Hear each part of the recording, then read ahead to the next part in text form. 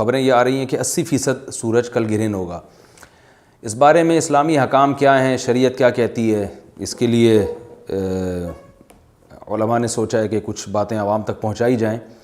تو اس لیے میں نے بھی ارادہ کیا کہ شرعی حکام اس بارے میں بتائے جائیں، اس میں حکمتیں کیا ہیں۔ رسول اللہ صلی اللہ علیہ وسلم کے دور میں سورج گرہن ہوا ہے۔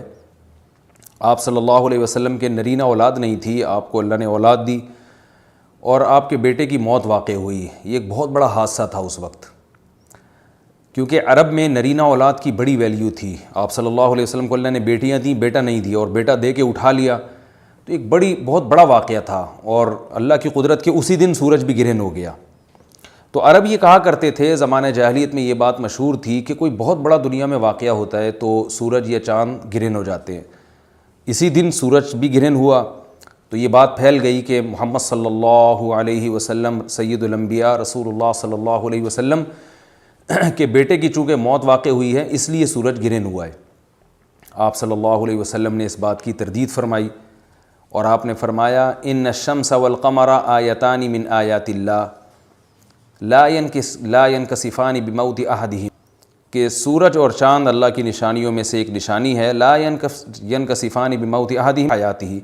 نہ تو یہ کسی کی موت کی وجہ سے گرہن ہوتے ہیں نہ کسی کی زندگی کی وجہ سے، بل یخوف اللہ بہما عبادہ، اللہ ان کے ذریعے اپنے بندوں کو ڈراتے ہیں۔ یہ بخاری مسلم کی حدیث ہے، اپنے بندوں کو خوف زدہ کرتے ہیں۔ تو یہ اللہ کی نشانیاں ہیں، اور آپ صلی اللہ علیہ وسلم نے اس موقع پر نماز کا حکم دیا، اللہ کے سامنے عاجزی اور انکساری کا حکم دیا۔ دیکھیے یہاں ایک بہت اہم پوائنٹ کی بات ہے ان لوگوں کے لیے جو اسلام کے خلاف ہیں، جو محمد صلی اللہ علیہ وسلم سرور دو عالم سید الانبیاء صلی اللہ علیہ وسلم کو سچا نبی نہیں مانتے، ان کے لیے اس حدیث میں آپ صلی اللہ علیہ وسلم کی نبوت کی ایک بہت زبردست دلیل موجود ہے۔ ایک واقعہ ہوا ہے آپ صلی اللہ علیہ وسلم کے بیٹے کی موت کا، اور عرب یہ ویسے ہی کہا کرتے تھے کوئی بہت بڑا دن ہوگا تو سورج گرہن ہوگا۔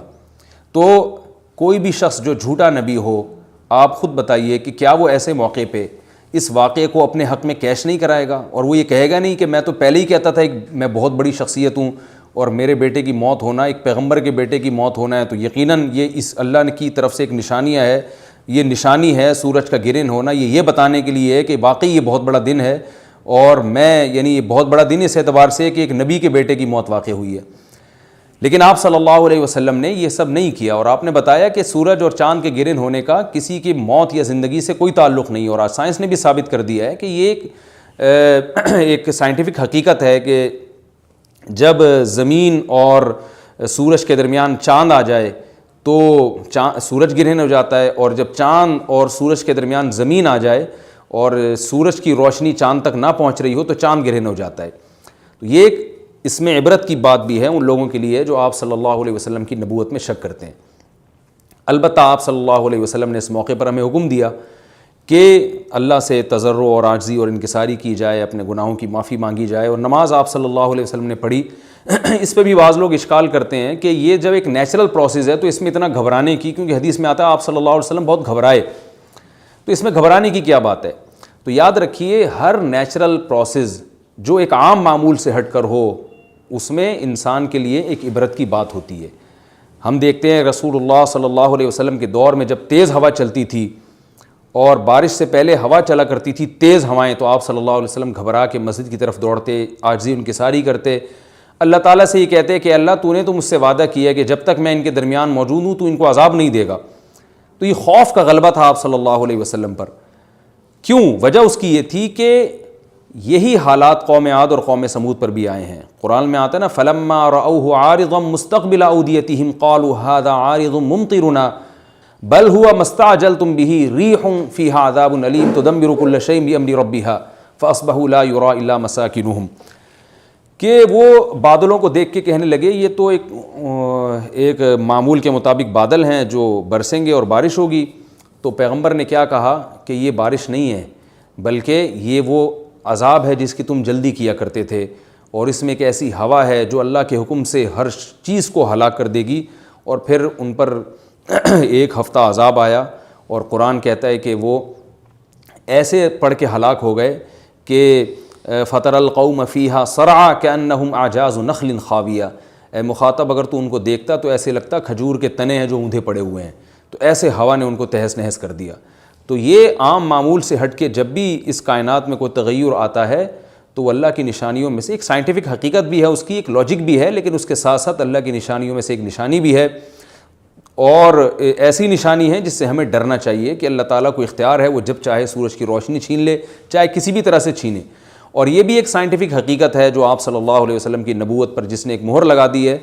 کہ سورج اور چاند کا گرہن ہونا، اگرچہ اس کی ایک لاجک ہے کہ چاند سورج کے سامنے آ جائے تو سورج گرہن ہو جاتا ہے، لیکن اس بارے میں جو ہماری تحقیق ہے، جو سائنسدان کہتے ہیں کہ یہ وقت یعنی خطرے کا وقت ہوتا ہے، سورج سے ایسی خطرناک ریز نکلتی ہیں جو نقصان کا سبب بن سکتی ہیں، تبھی بعض حضرات سورج کی طرف دیکھنے سے بھی منع کرتے ہیں، اور یعنی نظام میں تھوڑی ایک عام نارمل روٹین سے ہٹ کے اس کائنات کا نظام چلتا ہے، تو اس لیے یہ اس کائنات کے لیے، زمین کے لیے ڈینجرس ہو سکتا ہے، اور جو گریوٹی اور جو کشش کا نظام ہے اس میں بھی خلل واقع ہوتا ہے۔ تو ایسا نہیں ہے کہ یہ بالکل ایک نارمل کنڈیشن ہوتی ہے اور اس کا کوئی نقصان ہی نہیں ہے، یہ بالکل غلط ہے، اس میں نقصان کا بہرحال خطرہ ہے، اور اس بات کا امکان موجود ہوتا ہے کہ قدرت انسانوں سے انتقام لے یا انسانوں کو نقصان پہنچائے۔ اور ویسے بھی جن کے دلوں میں اللہ کا خوف ہوتا ہے وہ تو ویسے ہی اللہ کے وَهُم مِّن خَشْيَتِهِ، قرآن مجید میں اللہ تعالیٰ کے ارشاد ہے کہ مشرکین بار بار یہ سوال پوچھتے تھے قیامت کب آئے گی کب آئے گی، اللہ فرماتے ہیں لیکن جو مومنین ہیں ان کو اس سے غرض نہیں ہے کہ کب آئے گی، والذین آمنوا مشفقون منها، وہ تو قیامت سے گھبراتے ہیں کہ پتہ نہیں ابھی نہ آ جائے۔ تو جس کے دل میں اللہ کا خوف ہوتا ہے اس کے زندگی گزارنے کا طریقہ کچھ اور ہوتا ہے، وہ بات بات پہ اللہ سے ڈرتا ہے، اس کو اللہ سے ڈرنے کا بہانہ چاہیے، اس کو توبہ کا بہانہ چاہیے۔ تو اس بحث میں پڑھنا کہ یہ تو ایک لاجیکلی ایک سورج کی روشنی غائب ہو جائے گی، وہ ٹھیک ہے، یہ سائنسدانوں کا شعبہ ہے کہ کیوں غائب ہو رہی ہے، ماہرین فلکیات کا شعبہ ہے، لیکن اہل ایمان کا جو کام ہے اس موقع پر، ان کا جو وظیفہ ہے وہ یہ کہیں کہ اللہ کی نشانیوں میں سے ایک نشانی ہے، اللہ اپنی قدرت دنیا میں دکھاتا ہے کہ میں یہ بھی کر سکتا ہوں چاہے کسی بھی طریقے سے کروں، تو ہمیں اس موقع پر بہرحال اللہ کے سامنے جھکنا چاہیے، اپنے گناہوں سے معافی مانگنی چاہیے، اور وہی عمل کرنا چاہیے جو رسول اللہ صلی اللہ علیہ وسلم نے ہمیں بتایا ہے۔ اور اس بارے میں جو توہمات پھیلے ہوئے ہیں اس سے بھی ہمیں اجتناب کرنا چاہیے، جیسے نبی صلی اللہ علیہ وسلم نے عربوں کے وہم کو دور کیا ہے، بھائی اس کا کسی کی موت اور زندگی سے کوئی تعلق نہیں ہے، تو اسی طرح آج کل لوگوں میں ایک سورج اور چاند گرہن ہونے کے بارے میں وہم بھی بہت ہے کہ پتہ نہیں کیا ہو جائے گا، حاملہ عورتیں نہ نکلیں، فلانا نہ کرے اور فلانا خربوزہ نہ کھائے، اس موقع پر کسی نے تربوز کھا لیا تو یہ ہو جائے گا، الٹی الٹی باتیں پتہ نہیں کیا کیا مشہور ہیں، یہ خربوزے تربوز کی تو میں ویسے ہی مثال دے رہا ہوں۔ تو کوئی بھی چیز جب کہنی ہو تو پوری طرح سے اس کی ریسرچ کریں۔ مجھے نہیں پتا حاملہ عورت کو فائدہ ہوتا ہے نقصان ہوتا ہے سورج گرہن ہونے سے، لیکن اگر نقصان بھی ہوتا ہے تو اس کی کوئی مستند دلیل ہونی چاہیے آپ کے پاس، ایسے ہی سنی سنائی باتیں آگے نقل نہ کریں۔ تو بہرحال ہمیں جو کرنے کا کام ہے جو رسول اللہ صلی اللہ علیہ وسلم نے بتایا ہے وہ کام بخاری اور مسلم کی حدیث کے مطابق نماز ہے، انفرادی بھی ہے، جماعت سے بھی ہے، مستحب یہ ہے کہ جماعت سے نماز پڑھی جائے مسجد میں یا کسی بھی میدان میں، اور 2 رکعتیں امام پڑھائیں گے اور اس میں سرن تلاوت بھی کر سکتے ہیں، جہری تلاوت بھی کر سکتے ہیں، دونوں رائے ہیں علماء کی۔ آج کل جہری کو اس لیے ترجیح دی جاتی ہے کہ صلاۃ کسوف میں جو رسول اللہ صلی اللہ علیہ وسلم کی سنت ہے وہ لمبی نماز ہے،